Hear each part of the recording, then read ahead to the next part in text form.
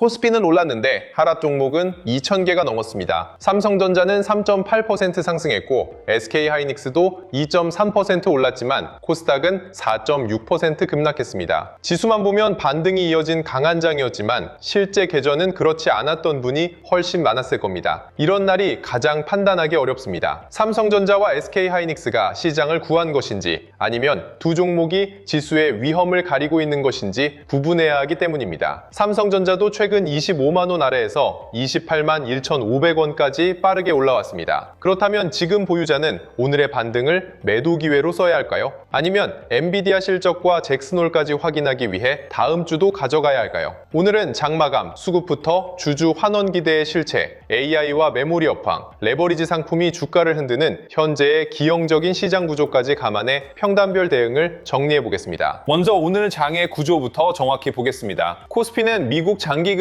상승과 뉴욕 증시 약세의 영향으로 하락 출발했습니다. 그러나 삼성전자와 SK하이닉스가 상승 전환하면서 지수도 장중 6,973포인트까지 올라갔고 종가는 60포인트 오른 6,912에 형성됐습니다. 삼성전자는 28만 1,500원, SK하이닉스는 173만 원에 마감했습니다. 원달러 환율도 1,386.5원을 기록해 대형 수출주에는 우호적인 환경을 만들었습니다. 하지만 지수를 바친 주체는 기관이었습니다. 기관이 약 2,485억 원을 순매수한 반면 외국인은 약 1,759억 원, 개인은 1조 원 넘게 순매도했습니다. 삼성전자 주가가 강했다고 해서 외국인 장기 자금이 국내 증시 전체로 복귀한 날이라고 단정하기는 어렵다는 뜻입니다. 오후에 지수가 장중 고점에서 밀린 점까지 보면 오늘은 전면적인 위험 선호 회복보다 대형 반도체와 주주 환원 종목에 자금이 집중된 선택적 반등에 가깝습니다. 코스닥이 보여준 그림은 훨씬 냉정했습니다. 코스닥은 801포인트로 마감하며 하루 만에 4% 이상 급락했고 장중에는 매도 사이드카까지 발동됐습니다. 알테오젠과 주요 바이오주,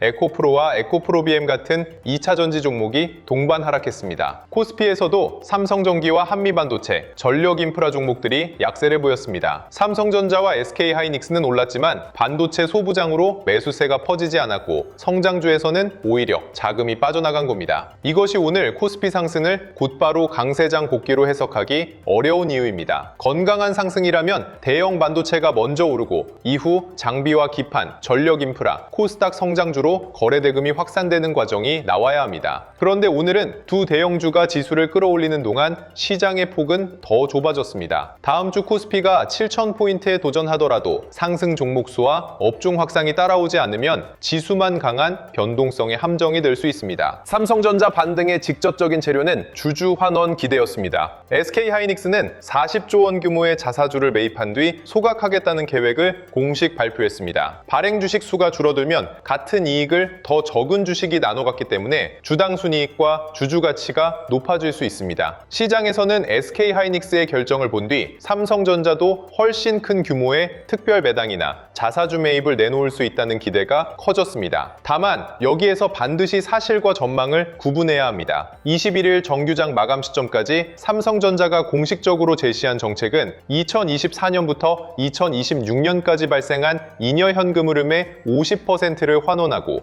연간 약 9조 8천억 원의 정규 배당을 지급한다는 내용입니다. 100조 원 이상의 특별 배당은 증권사 추정과 시장의 기대이지 회사가 금액과 지급 방식을 확정한 공시가 아닙니다. 오늘 주가는 확정된 현금보다 앞으로 나올 수 있는 결정에 먼저 반응했습니다. 만약 대규모 특별 배당이 실제로 발표되더라도 금액 하나만 보고 판단해서는 안 됩니다. 현금 배당인지 자사주 매입과 소각을 섞는지 기준일과 지급 시점은 언제인지에 따라 효과가 달라집니다. 현금 배당은 주주에게 직접 현금을 돌려주지만 배당 낙일에는 그 가치만큼 주가가 조정될 수 있습니다. 자사주 매입은 일정 기간 실제 매수 수요가 될 수 있고 소각까지 이어져야 유통주식 감소 효과가 분명해집니다. 또 삼성전자는 AI 메모리와 파운드리, 첨단 패키징에 막대한 투자를 이어가야 합니다. 현금을 많이 돌려주는 것과 미래 성장 투자를 유지하는 것 사이의 균형도 확인해야 합니다. 그래서 다음 주 주주 환원 발표가 나온다면 시장은 헤드라인의 100조 원보다 환원 방식과 실행기간, 추가 투자 여력을 더 오래 평가할 가능성이 큽니다. 발표 전 기대감으로 오른 주가는 내용이 예상보다 약하면 차익 실현을 받을 수 있다는 점도 기억해야 합니다. 그럼에도 삼성전자의 주가를 지탱하는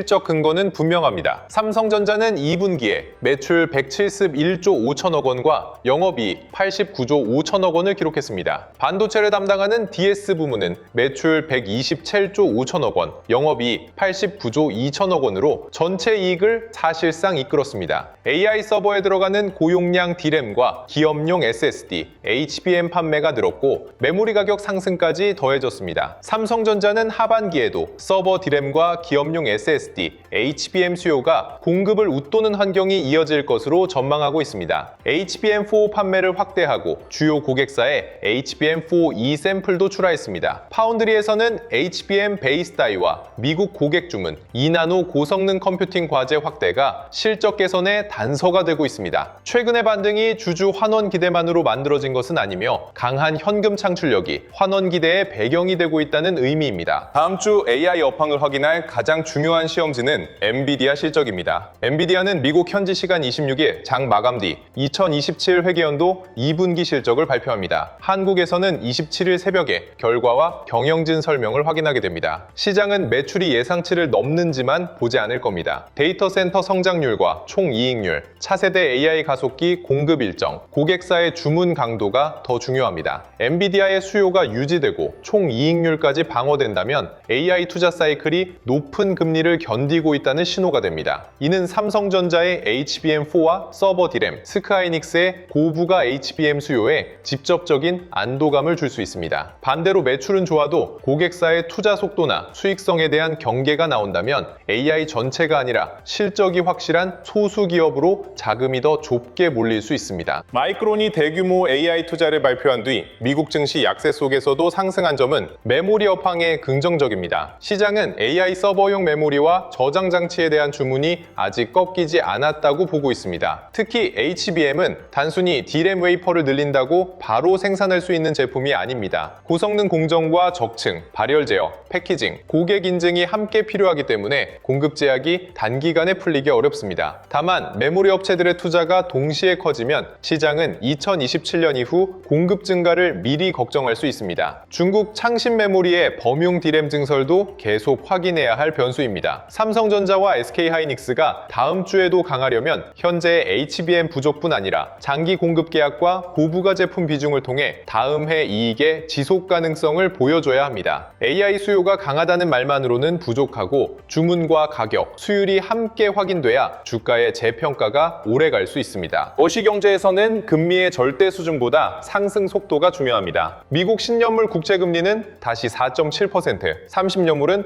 5.2% 부근까지 올라왔습니다. 미국 정부의 국채 발행과 빅테크의 AI 투자용 회사채 공급이 이어지는 만큼 고금리가 단숨에 사라질 가능성은 낮습니다. 다만 시장도 올해 내내 높은 금리 자체에는 적응해왔습니다. 문제는 며칠 사이 금리가 급하게 뛰면서 주식의 할인율과 기업의 자금 조달 비용을 동시에 끌어올릴 때입니다. 미국 재무부가 장기국채 바이백 확대에 나선 것은 급등 속도를 완화하려는 안전판이 될 수 있지만 미국의 국채 공급 부담을 완전히 없애는 조치는 아닙니다. 다음 주 삼성전자의 가장 좋은 환경은 금리가 크게 떨어지는 것보다 10년물이 고점을 더 높이지 않고 안정되는 흐름입니다. 금리가 빠르게 재상승하면 좋은 실적과 주주 환원 기대도 단기적으로 할인받을 수 있습니다. 유가와 소비도 함께 봐야 합니다. 미국의 대이란 제재 가능성과 중동 긴장이 유가를 다시 자극하면 인플레이션 우려가 커지고 장기 금리도 쉽게 내려오기 어렵습니다. 월마트의 실적 부진은 고금리와 생활비 부담이 미국 소비에 누적되고 있다는 경고였습니다. AI 투자가 강해도 소비 경기가 급격히 둔화되면 스마트폰과 PC, 가전 수요에는 부담이 될 수 있습니다. 삼성전자는 AI 서버 메모리만 만드는 회사가 아니라 모바일과 TV, 가전 사업도 함께 보유하고 있기 때문입니다. 반면 오늘 원달러 환율이 1386.5원으로 내려온 것은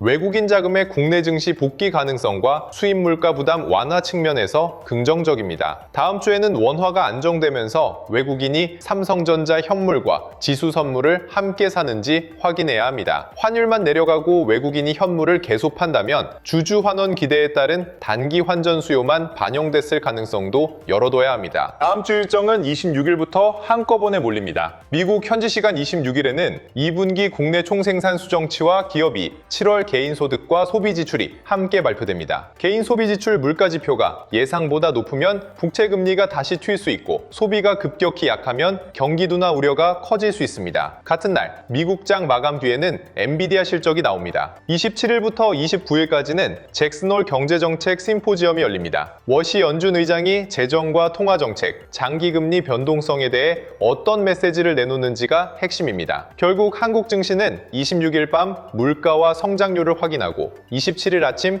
엔비디아를 평가한 뒤 주 후반 잭슨홀 발언까지 통과해야 합니다. 삼성전자의 다음 주 주가는 하나의 뉴스보다 금리와 AI 실적, 주주 환원 발표가 어떤 조합으로 나타나는지에 따라 결정될 가능성이 큽니다. 양세 시나리오는 비교적 분명합니다. 미국 10년물 금리가 더 이상 고점을 높이지 않고 엔비디아가 데이터 센터 성장과 높은 수익성을 확인해주는 경우입니다. 여기에 삼성전자가 시장 기대에 부합하는 주주 환원 방식을 공식화하고 외국인이 현물 순매수로 돌아서면 30만 원 제도전의 명분이 생깁니다. 이때는 삼성전자와 SK하이닉스만 오르는지보다 삼성전기와 반도체 장비, 기판, 전력 인프라로 거래 대금이 확산되는지가 중요합니다. 중립 시나리오는 실적과 주주 환원 기대는 살아있지만 금리가 높은 수준에서 흔들리는 경우입니다. 삼성전자는 강하고 코스닥과 성장주는 약한 오늘 같은 차별화 장세가 반복될 수 있습니다. 약세 시나리오는 주주 환원 내용이 기대에 못 미치고 엔비디아의 가이던스까지 보수적으로 나오면서 장기 금리가 다시 급등하는 경우입니다. 이때는 최근 이틀간의 급반등이 새로운 추세가 아니라 기대를 선반영한 되돌림이었다는 평가가 나올 수 있습니다. 코스피의 이익과 밸류에이션은 하락을 완충해주는 재료입니다. 8월 20일 기준으로 시장에서 추정한 2026년 코스피 영업이익 전망은 약 986조 원으로 7월 말보다 오히려 높아졌습니다. 2027년 이익 전망도 큰 폭으로 무너지지 않았습니다. 코스피 선행 주가 수익 비율 역시 최근 반등을 거친 뒤 약 5.8배 수준으로 거론됩니다. 미국 장기금리가 높더라도 이미 주가가 충분히 낮아진 만큼 상반기보다 금리에 대한 충격이 제한될 수 있다는 논리입니다. 하지만 낮은 밸류에이션은 상승을 자동으로 만들어주는 엔진이 아니라 하락 충격을 줄이는 완충 장치에 가깝습니다. 이익 전망의 대부분을 삼성전자와 SK하이닉스가 끌어올리고 있다면 두 기업의 주가가 흔들릴 때 지수 전체도 빠르게 약해질 수 있습니다. 코스피 7천 돌파 여부보다 이익 상향이 반도체 밖으로 확산되는지를 함께 봐야 합니다. 다음 주 코스피가 투자자를 속이는 변동성에 함정이 되는 조건도 명확합니다. 삼성전자와 SK하이닉스만 오르고 상승 종목 수가 계속 줄어드는 경우입니다. 지수는 신고가에 가까워지는데 코스닥이 800선을 위협받고 바이오와 2차전지, 소부장에서 매도 사이드카가 반복된다면 시장의 기초 체력이 좋아졌다고 보기 어렵습니다. 외국인이 지수 선물이나 대형주 일부만 사고 현물 시장 전체에서는 매도를 이어가는 흐름도 경계해야 합니다. 반대로 지수가 하루 쉬더라도 코스닥의 낙폭이 줄고 외국인과 기관이 후발 업종을 사며 하락 종목 수가 감소한다면 훨씬 건강한 조정입니다. 다음 주에는 코스피 숫자 하나보다 시장의 폭, 외국인 현물 수급, 반도체 후방주의 회복을 함께 보셔야 합니다. 지수는 두 종목으로 올릴 수 있지만 상승 추세는 더 많은 종목이 참여해야 오래 갈 수 있습니다. 업종별로는 주주 환원과 밸류업, 대형주가 가장 먼저 눈에 들어옵니다. 오늘 삼성생명과 삼성물산, 은행주, 통신주가 강했던 이유도 같은 흐름입니다. 기업이 벌어들인 현금을 배당과 자사주 소각으로 돌려줄 수 있는 종목은 높은 금리 환경에서도 보유 명분을 만들기 쉽습니다. 특히 금융주는 외국인이 여러 거래일 동안 꾸준히 매수했지만 주가가 지수보다 뒤처졌던 후발 순환매 후보였습니다. 다만 주주 환원이라는 단어만 붙었다고 무조건 따라가서는 안 됩니다. 현금 흐름이 실제로 충분한지, 배당 이후에도 자본 비율과 투자를 유지할 수 있는지 확인해야 합니다. 다음 주에는 삼성그룹주와 금융지주, 통신, 지주회사 가운데 실제 공시와 수급이 함께 붙는 대장주를 우선해서 보는 편이 좋습니다. 기대감만으로 급등한 종목보다 환원 규모와 실행 일정이 확인된 종목이 변동성 장세에서 더 오래 버틸 가능성이 큽니다. 반도체에서는 대형주와 후방 종목을 같은 속도로 보면 안 됩니다. 삼성전자와 SK하이닉스는 이익 규모와 주주 환원이라는 직접적인 방어막이 있습니다. 반면 장비와 소재, 기판 종목은 고객사의 설비 투자 일정과 수주 인식 시점에 따라 실적의 차이가 크게 벌어집니다. 오늘 삼성전기와 한미반도체, 심택이 약했던 것은 대형 반도체의 상승이 아직 산업 전체의 매수로 확산되지 않았다는 신호입니다. 다음 주 엔비디아 실적 이후에는 HBM 검사와 패키징, 고다층 기판, 기업용 SSD 관련주 가운데 실제 수주와 거래량이 확인되는 종목만 선별해야 합니다. 대형주가 오르면 소부장도 언젠가 따라오겠지라는 기대만으로 낙폭을 받아내는 받아내는 전략은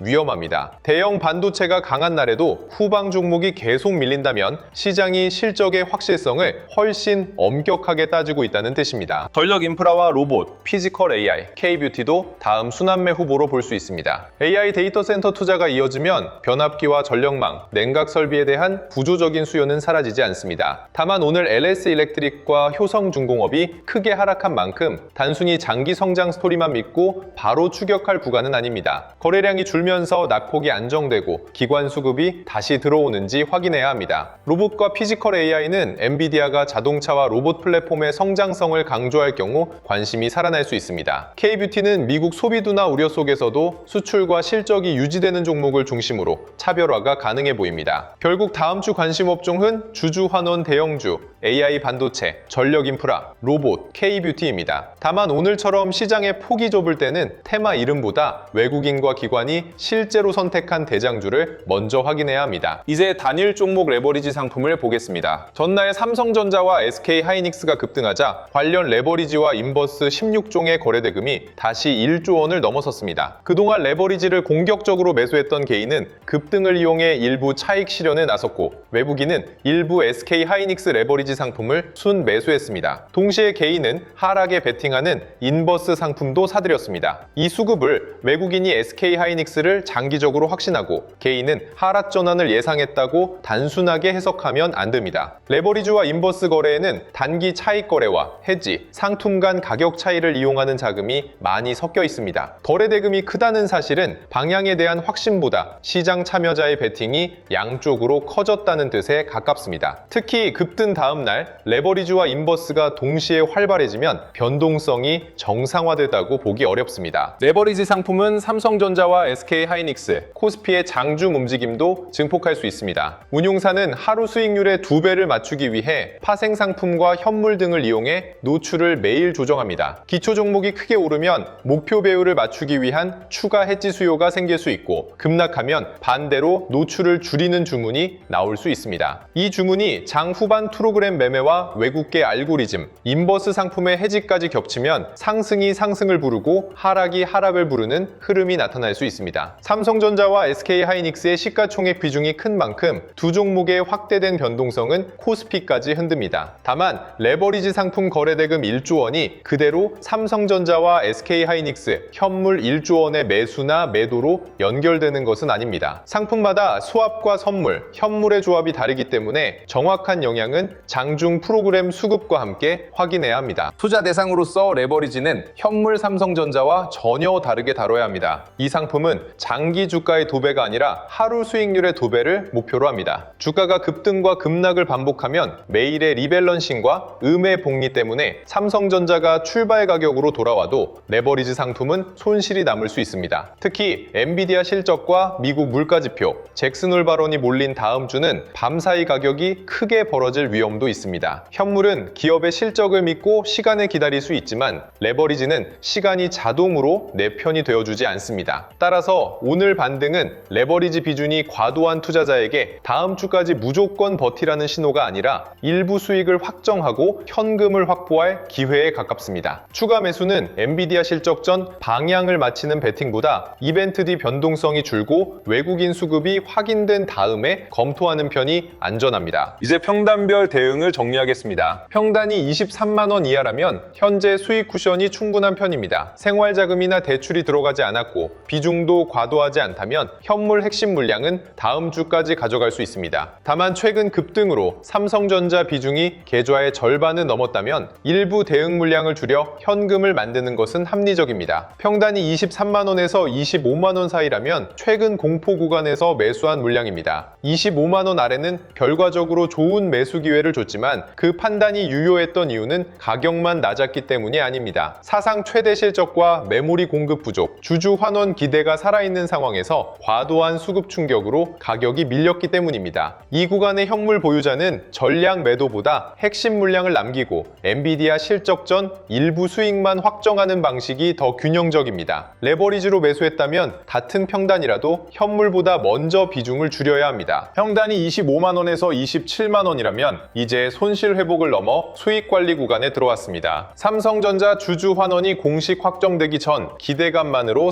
30만 원을 단정하기보다 핵심 물량과 대응 물량을 나누는 편이 좋습니다. 현물 핵심 물량은 다음 주까지 보유하되 외국인 매도가 이어지고 반도체 후방주가 계속 약하면 대응 물량을 일부 줄일 수 있습니다. 평단이 27만 원에서 29만 원이라면 오늘 종가 부근에서 본전과 소폭 수익이 엇갈릴 가능성이 큽니다. 본전이 왔다는 이유만으로 전량 매도할 필요도 없고 주주 환원 기대만으로 다시 비중을 늘릴 필요도 없습니다. 계좌 비중이 적정하면 핵심 물량은 엔비디아와 잭슨홀까지 확인하고 비중이 과도하면 29만 원에서 30만 원대로 반등할 때 대응 물량을 줄이는 전략을 고려할 수 있습니다. 평단이 29만 원 이상이라면 내 평단을 시장의 지지선으로 생각하지 말고 다음 주 외국인 수급과 공식 발표의 내용을 기준으로 대응해야 합니다. 신규 매수자는 오늘 종가 28만 1,500원과 최근 25만 원 아래를 같은 매수 구간으로 보면 안 됩니다. 25만 원 아래에서 사지 못했다는 조급함으로 이틀 급등 뒤 가격을 추격하면 주주 환원 기대가 이미 상당 부분 반영된 상태에서 이벤트 위험을 떠안을 수 있습니다. 새로 들어가려면 한 번에 전액을 사기보다 두 가지 상황을 기다리는 편이 좋습니다. 주주 환원 내용과 엔비디아 실적이 기대를 충족해 외국인 매수가 이어지는 것을 확인한 뒤 첫 물량을 사거나 시장이 다시 흔들릴 때 거래량이 줄어드는 정상적인 눌림을 기다리는 방법입니다. 다시 25만 원 아래로 내려온다고 무조건 매수 기회가 되는 것도 아닙니다. 실적과 AI 수요는 그대로인데 단기 수급 때문에 밀리는지 아니면 주주 환원 실망과 메모리 전망 하향이 함께 발생했는지를 구분해야 합니다. 가격이 싸 보이는 것보다 하락의 이유가 일시적인지가 더 중요합니다. 바로 이런 시장에서 대장주 눌림목 매매법을 활용할 수 있습니다. 눌림목은 급락한 종목을 무조건 싸게 사는 방법이 아닙니다. 먼저 시장이 선택한 대장주인지 확인하고 첫 급등을 추격하지 않은 채 거래량이 줄어드는 조정을 기다리는 방식입니다. 삼성전자라면 주주 환원과 실적이라는 재료가 유지되고 조정 때 거래량이 줄며 외국인 매도가 둔화된 뒤 다시 수급이 들어오는 순간이 정상적인 눌림에 가깝습니다. 반대로 가격이 내려갈수록 거래량이 늘고 외국인과 기관이 함께 팔며 SK하이닉스와 후방 종목까지 무너진다면 눌림목이 아니라 추세 이탈일 수 있습니다. 주도주 알림센터에서는 삼성전자와 SK하이닉스의 외국인 수급, 레버리지와 프로그램 매매, 반도체 후방주로 거래대금이 확산되는 시점을 함께 정리해드리고 있습니다. 대장주 눌림목 매매법 파일과 매일의 주도자금 변화를 활용하고 싶은 분들은